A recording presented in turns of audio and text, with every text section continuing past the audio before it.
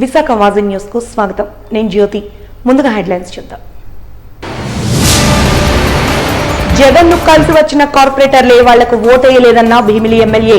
Mayor పీఠం కూడా తమదేనన్న గంట.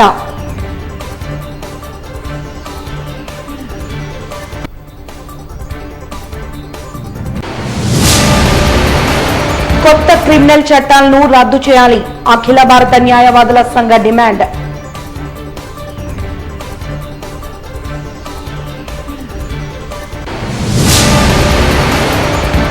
బాల కార్మికులను గుర్తించేందుకు ఆగస్టు 9 నుంచి ప్రత్యేక drive.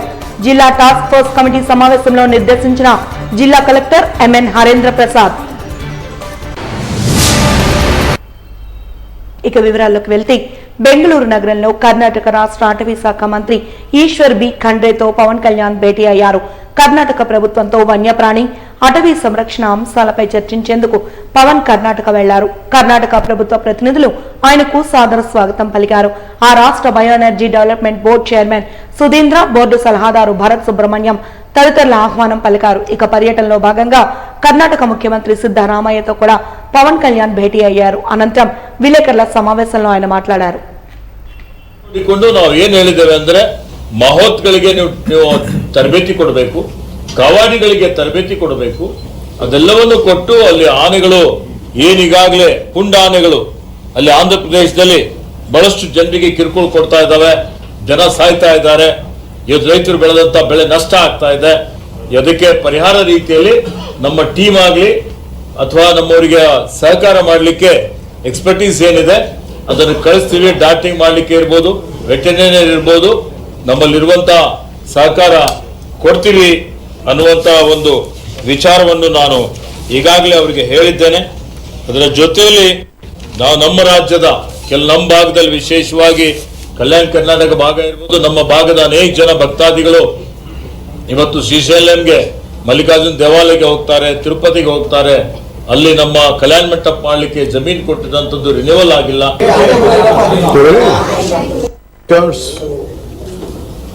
And greetings to Honorable Minister for Forest, Shri Ishwar Khandreji,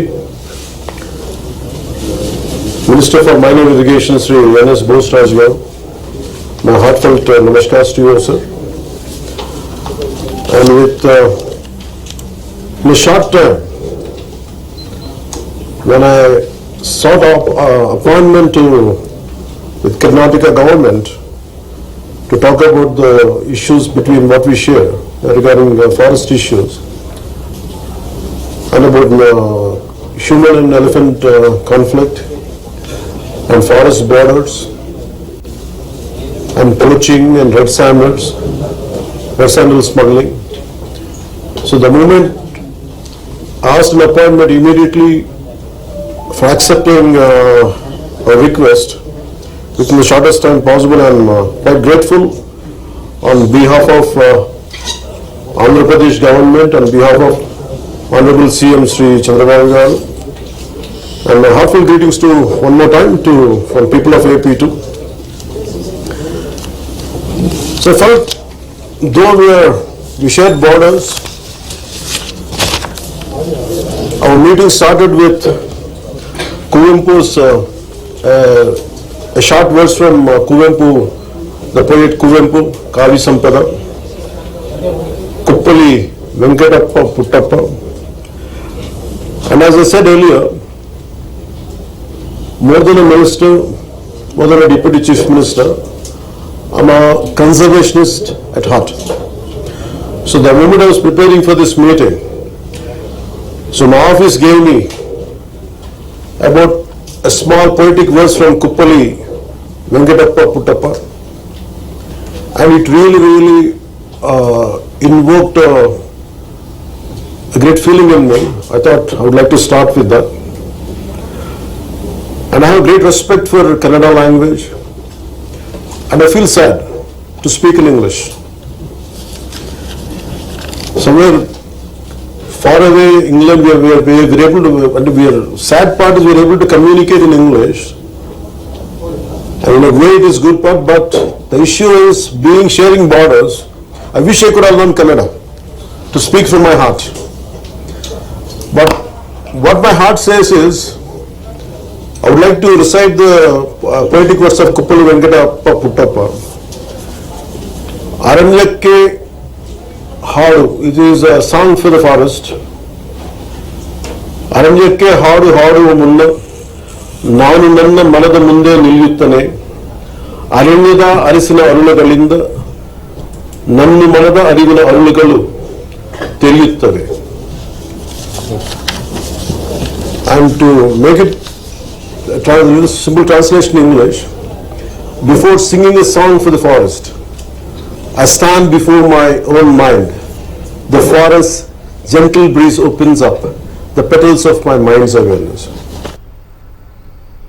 మంగళగిరిలోని పార్టీ కేంద్ర కార్యాలయంలో సీఎం టీడీపీ అధినేత నారా చంద్రబాబు నాయుడు అధ్యక్షతన పొలిట్ బ్యూరో సమావేశం జరిగిందని రాష్ట్ర అధ్యక్షుడు పల్లా శ్రీనివాసరావు తెలిపారు. ఈ మేరకు మంగళగిరిలోని పార్టీ కార్యాలయంలో విలేకరుల సమావేశంలో సమావేశ వివరాలను పల్లా వివరించారు. అందరికీ నమస్కారం. ఈరోజు ఈ సమావేశం యొక్క ఈ ప్రెస్ మీట్ యొక్క ముఖ్య ఉద్దేశం ఏదైతే మంగళగిరి తెలుగుదేశం పార్టీ కేంద్ర కార్యాలయంలో టీడీపీ జాతీయ అధ్యక్షులు ముఖ్యమంత్రి గారైనటువంటి చంద్రబాబు నాయుడు గారి అధ్యక్షతన జరిగినటువంటి పొలిట్ బ్యూరో మీటింగ్లో చర్చించినటువంటి అంశాలపైన మేము మీ అందరికీ వివరిద్దామని చెప్పే ఉద్దేశంతో ఈ ప్రెస్ మీట్ పెట్టడం జరిగిందండి. ఈరోజు సుమారు 3 గంటల పాటు మరి ప్రెస్ మీట్ అక్కడ సమావేశం జరిగింది, పొలిట్ బ్యూరో సమావేశం. ఇందులో ముఖ్యంగా చర్చించినటువంటి అంశాలు కానీ తీసుకుంటే ప్రజా రాజధాని అమరావతి పైన ఏ విధంగా ముందుకు వెళ్ళాలని ఆలోచన చేయడం జరిగిందండి. దాంతోపాటు పోలవరం ఏ విధంగా నిర్మాణం చేయాలి, ఎందుకంటే మేము 2014-19 మధ్యన అక్కడ నిర్మాణం శరవేగంగా తీసుకెళ్లిన తర్వాత రివర్స్ టెండరింగ్ అని చెప్పేసి వీళ్ళు మళ్ళీ దాని విధ్వంసానికి పాల్పడినటువంటి పరిస్థితులు మీ అందరికీ తెలిసిందే. ముఖ్యంగా ఆ డయాఫ్రామ్ వాల్ విషయంలో దానిపైన చర్చించడం జరిగింది. అలాగే నదుల అనుసంధానం పైన కూడా ఏ విధంగా ఇప్పుడు మనకి సకాలంలో వర్షాలు పడి నీరుని ఏ విధంగా మనం నిల్వ చేయాలి, దీనికి ఏ విధంగా నదులు అనుసంధానం చేయాలనే విషయం మీద కూడా ఈరోజు సుదీర్ఘంగా చర్చించడం జరిగిందని చెప్పి తెలియజేస్తున్నామండి. ఇదే కాకుండా 8 వెనకబడిన జిల్లాలు కేంద్ర సహకారం అందించేటువంటి విధానం మీద కూడా ఈరోజు చర్చించడం జరిగిందని చెప్పి తెలియజేస్తున్నామండి. అలాగే ఆగస్టు 15న అన్నా క్యాంటీన్లు ప్రారంభించడానికి పైన కూడా మరి చర్చ జరిగిందని చెప్పేసి మీకు తెలియజేస్తున్నాం. ఇదే కాకుండా మరి నీరు చెట్టు బిల్లుల పైన చాలామంది ఇక్కడికి మాకు అనేక సందర్భాల్లో ఇక్కడికి వచ్చి వారు మాకు వాళ్ళ వినతులు ఇవ్వడం జరుగుతుంది. దానిపైన కూడా నీరు చెట్టుకు సంబంధించిన బిల్లులు ఏ విధంగా వాటిని రిలీజ్ చేయాలనే దానిపైన కూడా చర్చించడం జరిగిందని చెప్పి తెలియజేస్తున్నాం. ఇవే కాకుండా పేదరికం లేనటువంటి సమాజం నిర్మాణం ఏ విధంగా చేయాలి, దానిపైన కూడా సుదీర్ఘంగా చర్చించడం జరిగిందని చెప్పి తెలియజేస్తున్నాం. అలాగే జగన్మోహన్ రెడ్డి గారు విధ్వంస పాలన, ఫేక్ ప్రచారాలపైన ఈయన సోషల్ మీడియాని ఆసరాగా చేసుకుని అనేక తప్పుడు ప్రచారాలు చేస్తున్నటువంటి దానిపైన కూడా మరి చర్చించడం జరిగిందని చెప్పేసి తెలియజేస్తున్నాం. అలాగే ముందుగా మరి అద్భుతమైనటువంటి విజయాన్ని వైపు నడిపించినటువంటి చంద్రబాబు నాయుడు గారికి కూడా మరి పొలిట్ బ్యూరో సభ్యులందరూ కలిపి వారికి ధన్యవాదాలు తెలియజేయడం జరిగిందండి.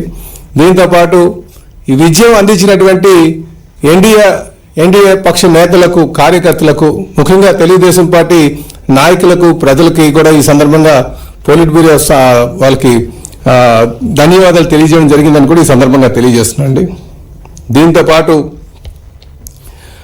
నామినేటెడ్ పదవుల పైన ఏ విధంగా, ఎందుకంటే ఆహర్నిశలు కష్టపడినటువంటి కార్యకర్తలకి సముచిత స్థానం కల్పించాలి, ప్రభుత్వంలో భాగస్వామ్యం చేయాలన్న ఒక ఉద్దేశంతో వాళ్ళకి నామినేటెడ్ పదవి ద్వారా వారికి సముచిత స్థానం కల్పించి వారికి గౌరవం ఇవ్వాలన్న ఒక ఆలోచనతో మరి దానిపైన కూడా సుదీర్ఘంగా చర్చించడం జరిగిందని చెప్పి తెలియజేస్తున్నామండి.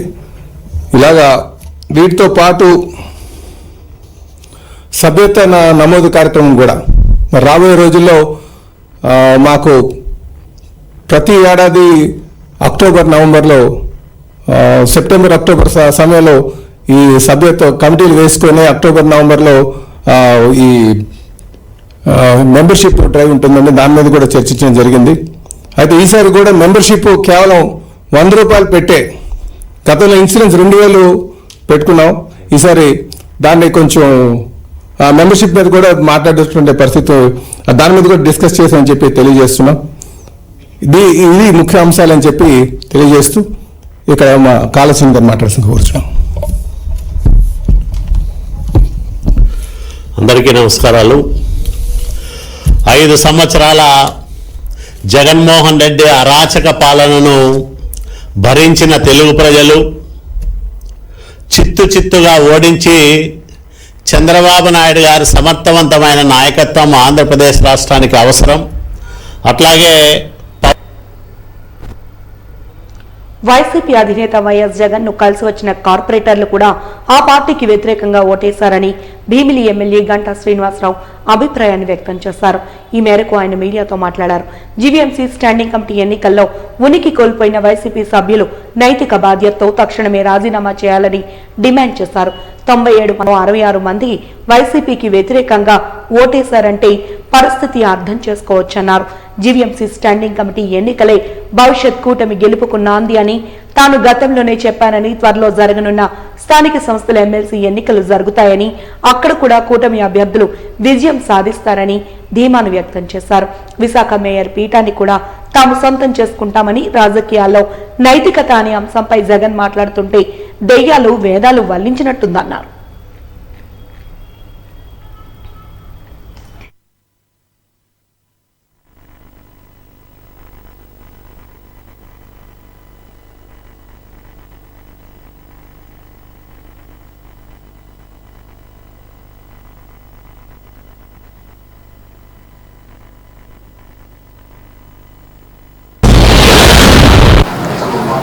నిన్న జరిగిన జీవీఎంసీ స్టాండింగ్ కమిటీ ఎన్నికల్లో కూటమి అభ్యర్థులు 10కి 10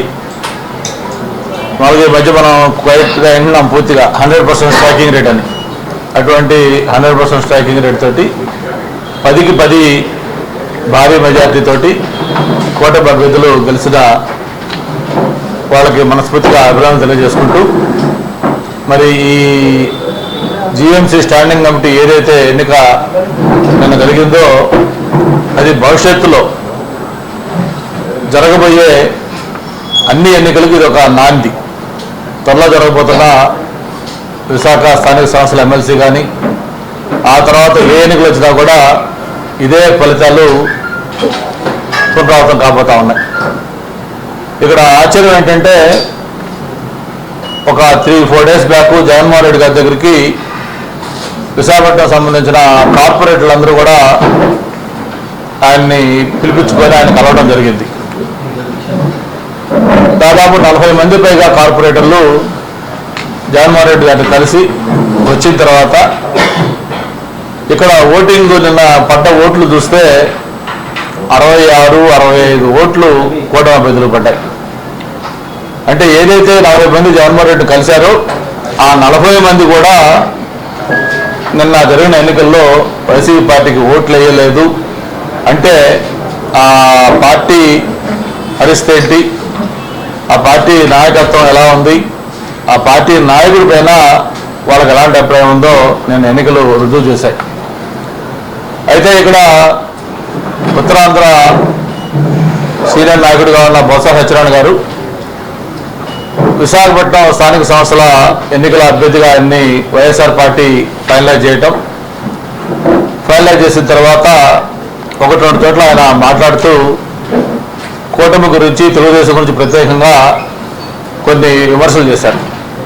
అలాగే నిన్న మొన్న జగన్మోహన్ రెడ్డి గారు కూడా అమరావతిలో మాట్లాడుతూ ఏదైతే ఆయన విలువల గురించి, నైతికత గురించి, వీటిలన్నిటి గురించి కూడా మాట్లాడుతుంటే చాలా నవ్వు వస్తూ ఉంది. పాత సామెత ఉంది, ఏదో దెయ్యాలు వేదాలు వల్లించడం అంటే. రాజకీయాల్లో విలువలు, నైతికత ఇటువంటి పదాలు జగన్మోహన్ రెడ్డి మాట్లాడుతూ ఉంటే ఈరోజు అందరికి కూడా ఆశ్చర్యం వేస్తూ ఉంది. ఆయన అంటూ ఉన్నారు 80% ఓట్లు మాకున్నాయి, అటువంటి చోట్ల తెలుగుదేశం పార్టీ ఏ ఉద్దేశంతో క్యాండిడేట్ పెడతా ఉందని చెప్పని ఫస్ట్ మీకు 80% ఓట్లు ఏదైతే మీరు గెలుచుకున్నారో ఎంపీటీసీలు, కార్పొరేటర్లు, కౌన్సిలర్లు, జడ్పీటీసీలు చెప్పుకుంటా ఉన్నారో అవి ఎలా వచ్చాయనేది ఒకసారి ముందు మీరు సమాధానం చెప్పాల్సిన నైతిక బాధ్యత మీ పైన ఉంది. ప్రజాస్వామ్యాన్ని అపహాస్యం చేసే విధంగా ఒక నియంత్రిత పోగళ్లతోటి ఆ రోజు జరిగిన స్థానిక సంస్థల ఎన్నికలన్నీ కూడా ఒక ఫార్స్ కింద మీరు మార్చి ఒక రాష్ట్రం కాదు, దేశం కాదు, ఎక్కడా కూడా ప్రజాస్వామ్య చరిత్రలో ఎప్పుడూ లేనన్ని ఏకగ్రీవాలు, అంటే ఆ ఏకగ్రీవాలు ఎలా అయ్యాయో మా అందరూ కూడా తెలుసు. ఎంత అధికార దుర్వినియోగం చేశారు, ఎంత ఒత్తిడి తెచ్చారు, ఎన్ని పోలీస్ కేసులు పెట్టారు, ఏ విధంగా ఆ ఏకగ్రీవాలు అయ్యాయో మనం చూసాం. నామినేషన్లు స్క్రూటీ టైంలో కూడా బెదిరించి వాళ్ళతో విత్డ్రాల్ చేయించారు. నామినేషన్లు స్క్రూటీ అయిపోయి నిలబడిన తర్వాత కూడా క్యాండిడేట్ని తీసుకెళ్ళి మీరు మీ క్యాండిడేట్ మీద డిక్లేర్ చేసుకున్నారు. ఇట్లా ఇవన్నీ చేస్తే మీరు ఆ 80% ఓట్లు మీకు వచ్చినట్లే అనేది అందరికీ తెలిసిన విషయమే. ఈరోజు మొన్న జరిగిన ఎన్నికల్లో ప్రజలు ఒక స్పష్టమైన తీర్పిచ్చారు. ఎప్పుడు ఆంధ్రప్రదేశ్ చరిత్రలో లేని విధంగా దాదాపు 93% ఓట్లు ఒక కూటమికి ఇచ్చి 175 స్థానాల్లో కేవలం 11 అంటే 11 కరెక్ట్గా 5 ఏళ్ల క్రితం 151 సీట్లతోటి ఒక బలమైన శక్తిగా ఉన్న వైఎస్ఆర్ పార్టీ 5 సంవత్సరాల్లో అంత అధపాతాలకు పోయింది. ఆ విధంగా ప్రజలు తీర్పిచ్చారంటేనే ఈ రాష్ట్రంలో ప్రజలు వైఎస్ఆర్ పార్టీని ఏ విధంగా తీసుకున్నారో అందరూ కూడా అర్థమవుతా ఉంది. మనం నిన్న మొన్న చూస్తూ ఉన్నాం, బంగ్లాదేశ్లో ఏదైతే ప్రధానమంత్రి అక్కడి నుంచి పారిపోయి వేరే దేశానికి వచ్చి ఆశ్రయం తీసుకున్న పరిస్థితి, అక్కడ ప్రజలు ఆ నివాసంలోకి వెళ్ళి ఎలాంటి పరిస్థితి క్రియేట్ చేశారో చూసాం. అంతకుముందు అటువంటి సంఘటన శ్రీలంకలో కూడా చూసాం. ఇటువంటి చరిత్రలో మనకి చాలా చోట్ల అవుతూ ఉన్నాయి. కరెక్ట్గా ఆంధ్రప్రదేశ్లో కానీ మొన్న ఎన్నికలు లేట్ అయ్యి ఉంటే దాదాపు అలాంటి పరిస్థితి ప్రజల నుంచి వచ్చి ఉండేది. అంత తీవ్రమైన ఆగ్రహంతో ఈ రాష్ట్రంలో ప్రజలు ఉన్నారు. అదృష్టం కొద్దీ డెమోక్రసీలో ఎలక్షన్లు వచ్చాయి కాబట్టి ఎలక్షన్లో వాళ్ళ యొక్క కసి, కోపం ఈ ఓటు ద్వారా తీర్పిచ్చారు. అందుకే ఆయన ఎక్కడైతే రాజధాని అన్నాడో విశాఖపట్నం, అటువంటి విశాఖపట్నంలో మరి పల్లా శ్రీనివాస్ కావచ్చు, నాకు కావచ్చు, మొత్తం 90,000 పైగా మెజార్టీతో మేము గెలిచాం. అలాగే అర్బన్లో ఎవరైతే ఆయన క్యాపిటల్ అంటా ఉన్నాడో అన్ని చోట్ల కూడా 80,000, 70,000, 60,000 మెజార్టీలు చూస్తే ఒక పార్లమెంటు సభ్యులకు వచ్చే విధంగా మెజార్టీలతోటి ఇక్కడ ఎన్నికల్లో గెలిపించారు. ఇవన్నీ కూడా ఒక ప్రభుత్వం మీద 5 ఏళ్ళు పనిచేస్తే చాలాసార్లు ఎలక్షన్లు జరిగినప్పుడు ప్రభుత్వాలు మారుతూ ఉంటాయి. కానీ ఇంత తీవ్రమైన వ్యతిరేకత వచ్చిందంటే ఆయన యొక్క వ్యక్తిత్వం ఏంటి, ఆయన పార్టీ ఏ విధంగా పనిచేసింది, అదంతా కూడా మనకు ఒక ఇదని చెప్పని కూడా తెలియజేసుకుంటూ, మరి ఇప్పుడు ఏదైతే నిన్న స్టాండింగ్ కమిటీ ఎలక్షన్స్లో రిజల్ట్స్ రిపీట్ జరిగిందో రేపు జరిగే స్థానిక సంస్థల్లో కూడా అదే ఫలితాలు రిపీట్ కాబోతుందని కూడా తెలియజేసుకుంటూ, ఇక్కడ ఎన్నికలు జరిగిన తర్వాత ప్రజల్లో మార్పు చూసిన తర్వాత ఒక పక్క ఈ 60 రోజుల్లో చంద్రబాబు నాయుడు గారు, పవన్ కళ్యాణ్ గారి నాయకత్వంలో భారతీయ జనతా పార్టీ మద్దతుతోటి ఈ రాష్ట్రంలో జరుగుతున్న పరిపాలనా విధానం చూసిన తర్వాత అభివృద్ధిలో మేము కూడా పాల్పంచుకోవాలి, మేము కూడా ఇందులో భాగస్వామ్యం కావాలనే ఉద్దేశంతో ఈరోజు వైసీపీ పార్టీకి చెందిన అనేక మంది ప్రజాప్రతినిధులు ఈరోజు ఈ కూటమి పట్ల ఆకర్షితులు అవుతా ఉన్నారు. వాళ్ళు కొంతమంది నేరుగా జాయిన్ అవుతా ఉన్నారు, కొంతమంది మద్దతు పలుకుతూ ఉన్నారు. మేము కూడా వీటిలో పాల్పంచుకోవాలనే ఉద్దేశంతో అందులో భాగంగానే ఈరోజు వైఎస్ఆర్ పార్టీకి సంబంధించిన ఎక్కువ మంది ఈరోజు నిన్న 66 మంది కార్పొరేటర్లు, 96 మందికి గాను 66 మంది కార్పొరేటర్లు వేశారంటే కేవలం 30 మంది వాళ్ళకున్న బలవంతం తెలుసు. మరి జగన్మోహన్ రెడ్డి కలిసి ఆయనకు మద్దతు చెప్పి అంత మాట్లాడొచ్చిన వాళ్ళు కూడా ఆ పార్టీకి ఓట్లు లేదంటే ఇది ఏదో తెలుగుదేశం పార్టీ ప్రలోభాలు పెట్టో లేకపోతే ఇంకోటి చేశారంటే నేను ఒకటే మళ్ళీ మీకు చెప్తా ఉన్నాను.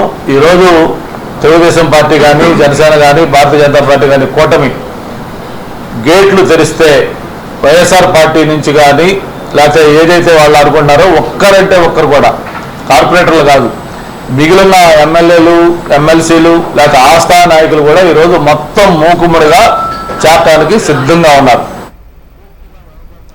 కేంద్ర ప్రభుత్వం ప్రవేశపెట్టిన కొత్త క్రిమినల్ చట్టాలను రద్దు చేయాలని అఖిల భారత లాయర్ల యూనియన్ డిమాండ్ చేసింది.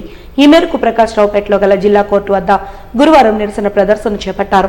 ఈ సందర్భంగా అఖిల భారత న్యాయవాదుల సంఘ రాష్ట్ర ఉపాధ్యక్షుడు బివి రామాంజనేయరావు మీడియాతో మాట్లాడుతూ కొత్త చట్టాలు పౌర హక్కులను హరించే విధంగా ఉన్నాయని విమర్శించారు. ఇందుకు నిరసనగా రాష్ట్ర వ్యాప్తంగా నిరసన కార్యక్రమాలను చేపట్టామని తెలిపారు. బ్రిటిష్ కాలం నాటి చట్టాల స్థానంలో కొత్త చట్టాలు అమలు చేస్తున్నామని కేంద్ర మంత్రి చెప్పడం సరికాదని అభిప్రాయాన్ని వ్యక్తం చేశారు. పార్లమెంట్లో గత ఏడాది డిసెంబర్లో చర్చ లేకుండా ప్రతిపక్షాలను బహిష్కరించి ఈ కొత్త చట్టాలను ఆమోదించారన్నారు. కేంద్ర ప్రభుత్వం చీకటిలో కొత్త చట్టాలు అమలు చేస్తోందని, న్యాయమూర్తులు న్యాయవాదులు కక్షిదారులను గందరగోళానికి ఇవి గురి చేస్తున్నాయన్నారు.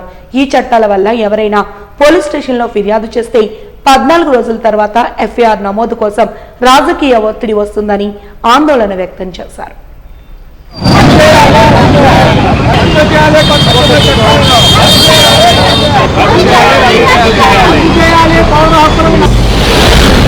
ఈరోజు మా ఆల్ ఇండియా లాయర్స్ యూనియన్ రాష్ట్ర వ్యాప్తంగా కూడా ఈ కేంద్రం తెచ్చినటువంటి ఈ 3 కొత్త చట్టాల మీదకి వ్యతిరేకంగా ఈరోజు రాష్ట్ర వ్యాప్తంగా మేము ధర్నా చేస్తున్నామండి. ఈ 3 చట్టాలు కూడా పౌర హక్కులకి భంగం కలిగించేటట్టుగాను, కొంచెం న్యాయ వ్యవస్థకు కూడా ప్రశ్నార్థకంగా ఉండడం వల్ల వీటిని మేము రద్దు చేయాలని కోరుతున్నామండి. ఇవి ముఖ్యంగా ఎన్ని సెక్షన్స్లో వాటిల్లో చూసినా కూడా పౌర హక్కులకి చాలా భంగం కలిగేటట్టుగానే ఉన్నాయి కాబట్టి మేము వీటిని రద్దు చేయాలని కోరుకుంటున్నామండి. వలసవాద చట్టాలని తీసేసి వారి స్థానంలో కొత్తగా చట్టాలను తీసుకొస్తామని చెప్పారు. కానీ వాస్తవంగా జరిగింది ఏంటంటే పాత చట్టాల్లో 90%, 85% అన్ని తిరిగి దీంట్లోనే పెట్టారు. అంటే కొత్త చేసాలో పాత సారా పోసినట్టుగా ఉంది. కానీ మొత్తం న్యాయవాదులు కానీ న్యాయమూర్తులు కానీ అందరినీ కూడా కన్ఫ్యూజ్ గురి చేసేట్టుగా పాత సెక్షన్లను మార్చేసి కొత్త నెంబర్లు పెట్టారు. ఈ విధంగా ఇప్పుడు దాకా ఉన్నటువంటి కేస్ లాస్ కానీ అలాగే అన్నీ కూడా ఇటు పోలీసులని, ఇన్వెస్టిగేషన్ ఆఫీసర్ని కానీ లాయర్లు కానీ న్యాయమూర్తులు కానీ కన్ఫ్యూజ్ చేసే విధంగా ఈ చట్టాలు ఉన్నాయి. దాంతోపాటుగా ఈ చట్టాల్లో ఆ 10%, 15% ఏవైతే కొత్తగా యాడ్ చేశారో అవన్నీ కూడా వలసవాదుల కంటే, అంటే బ్రిటిష్ వాళ్ళ కంటే స్వతంత్ర భారతదేశంలో పాలకులు మరింత కఠినంగా మార్చి మనల్ని, ప్రజల్ని పనిష్మెంట్ గురి చేసే విధంగా ఈ చట్టాలు ఉన్నాయి. ఉదాహరణకి ఇంతకుముందు ఏదైనా నేరం జరిగితే బాధితులు వెళ్ళి కంప్లైంట్ చేస్తే ఇమీడియట్గా ఎఫ్ఐఆర్ నమోదు చేయాలి. చట్ట ప్రకారం పోలీసులు కొన్నిసార్లు నమోదు చేయరు, కానీ చట్ట ప్రకారం నమోదు చేయాలి. కానీ కొత్త చట్టం ప్రకారం 14 రోజుల వరకు వాళ్ళు ఇన్వెస్టిగేషన్ పేరుతో నమోదు చేయక్కర్లా. అట్లాగే సంకెళ్ళు వేసి కోర్టుకు తీసుకెళ్లొద్దని చెప్పి సుప్రీంకోర్టు చెప్పింది. కానీ కొత్త చట్టాల్లో సంకెళ్ళు వేసి నేరస్తుల్ని కోర్టుకు తీసుకెళ్లేటువంటి ప్రావిజన్స్ ఉన్నాయి. అలాగే కోర్టుకు ఉన్నటువంటి అధికారాలని కుదించేసి, తగ్గించేసి పోలీసులకి విశేషమైనటువంటి అధికారాలు ఈ కొత్త చట్టంలో కల్పించారు. ఈ విధంగా పోలీసులకి విశేషమైనటువంటి అధికారాలు ఇవ్వడం వల్ల, కోర్టుల అధికారులు తగ్గించడం వల్ల ఈరోజు పౌర హక్కులకి భంగం కలిగించేటువంటి అవకాశం ఉంటుంది. పాత చట్టాలు ఉన్నప్పుడే పౌర హక్కులకి ఎక్కడ భరోసా లేదు. ఈ కొత్త చట్టాల్లో ఈ విధమైన ప్రయోజనాలు పెట్టడం వల్ల పౌర హక్కులు రేపొద్దున ఏ విధమైనటువంటి హామీ ఉండదు. కాబట్టి ఇట్లాంటి చట్టాలని ఇమ్మీడియట్గా రిపీల్ చేయాలని చెప్పేసి మేము డిమాండ్ చేస్తూ రాష్ట్ర వ్యాప్తంగా అన్ని జిల్లా కేంద్రాల్లో కూడా ఈరోజు ఆందోళన చేస్తున్నాం. దాంట్లో భాగంగా విశాఖపట్నంలో కూడా ఈ ఆందోళన చేయడం జరుగుతోంది. దక్షిణ నియోజకవర్గ ఎమ్మెల్యే వంశీకృష్ణ శ్రీనివాస్ పై తమకున్న అభిమానాన్ని చాటుకుంటూ ఎమ్మెల్యే కప్ 2024 పేరుతో క్రికెట్ లీగ్ ను ప్రారంభించినట్లు నిర్వాహకులు తెలిపారు. ఈ మేరకు ఎమ్మెల్యే వంశీకృష్ణ క్రికెట్ లీగ్ 2024 ప్రారంభోత్సవానికి ముఖ్య అతిథిగా పాల్గొని ప్రారంభించారు. ఈ సందర్భంగా నిర్వాహకులు మాట్లాడుతూ క్రీడలను ప్రోత్సహించాలనే ఉద్దేశంతో ఎమ్మెల్యే సారథ్యంలో క్రికెట్ పోటీలను నిర్వహిస్తున్నట్లు తెలిపారు. దాదాపుగా 50 జట్లు ఈ పోటీల్లో పాల్గొని తమ ప్రతిభను చాటుతాయని వివరించారు.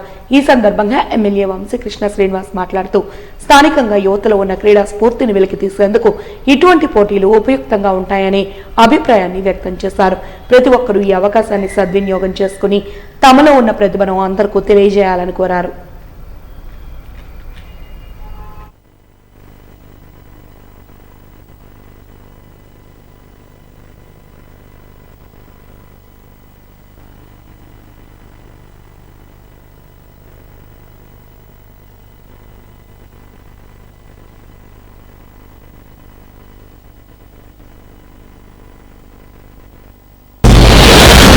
ఈ టోర్నమెంట్ మన దక్షిణ నియోజకవర్గం వంశీకృష్ణ శ్రీనివాస్ ఎమ్మెల్యే కప్ అని చెప్పేసి ఓపెన్ చేయడం జరిగింది.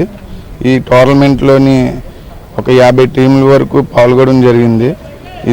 ఈ నెల 8వ తారీఖు నుంచి మళ్ళీ 14వ తారీఖు వరకు ఫైనల్ వరకు అవుతుంది. ఆగస్ట్ 15కి ఫ్లాగ్ హోస్టింగ్, నెక్స్ట్ అక్కడ ప్రైజ్ డిస్ట్రిబ్యూషన్ అవుతుంది గోసల్ హాస్పిటల్ దగ్గర. ఇదంతా ఎమ్మెల్యే గారి మీద అభిమానంతో చేస్తున్నాం. ఇది మా సంఘం బ్లూ జే సంక్షేమ సంఘం అని చెప్పేసి ఉంది. ఆ సంఘం తరపు నుంచి మేము చేస్తున్నాం అన్నమాట. ట్రాఫీలు ఇస్తున్నాం అంతే, ఇంకా సీల్స్ అంతే. అందరికీ నమస్కారం. ఈరోజు MLA cup open cricket tournament జరుగుతూ ఉంది.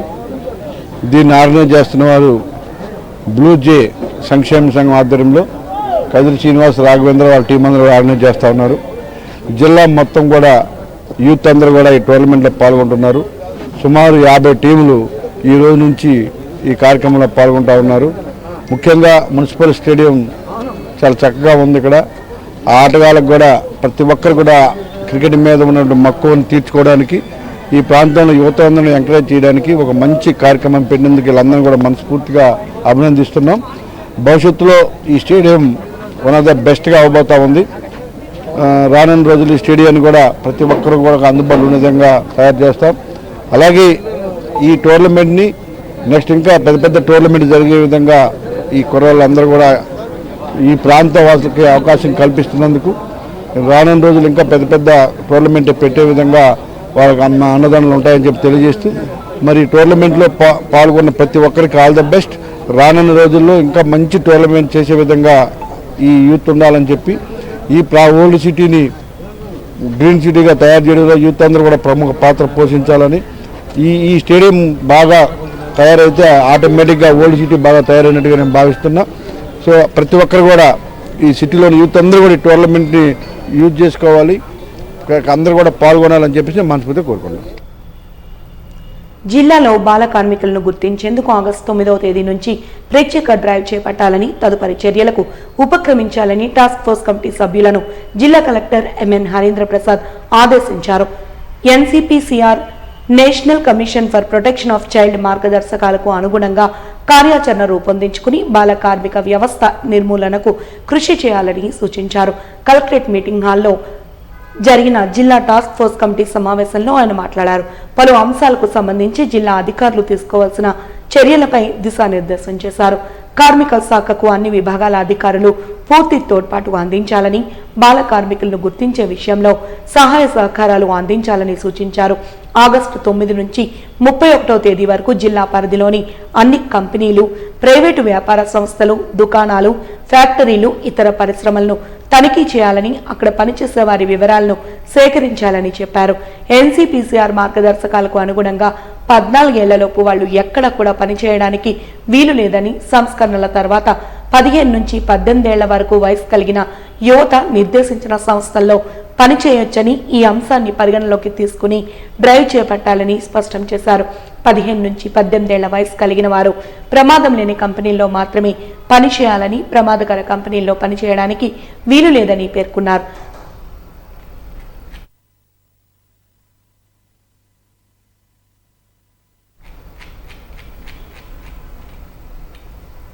వాజీ న్యూస్ ముగించే ముందు హెడ్లైన్స్ మరొకసారి చూద్దాం. జగన్ను కలిసి వచ్చిన కార్పొరేటర్లే వాళ్లకు ఓటేయలేదన్న భీమిని ఎమ్మెల్యే, మేయర్ పీఠం కూడా తమదేనన్న గంట.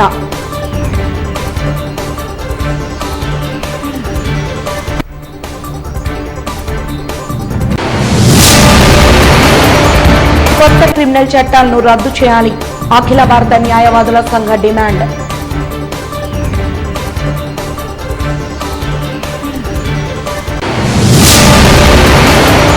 బాల కార్మికులను గుర్తించేందుకు ఆగస్టు 9 నుంచి ప్రత్యేక డ్రైవ్, జిల్లా టాస్క్ ఫోర్స్ కమిటీ సమావేశంలో నిర్దేశించిన జిల్లా కలెక్టర్ ఎంఎన్ హరేంద్ర ప్రసాద్.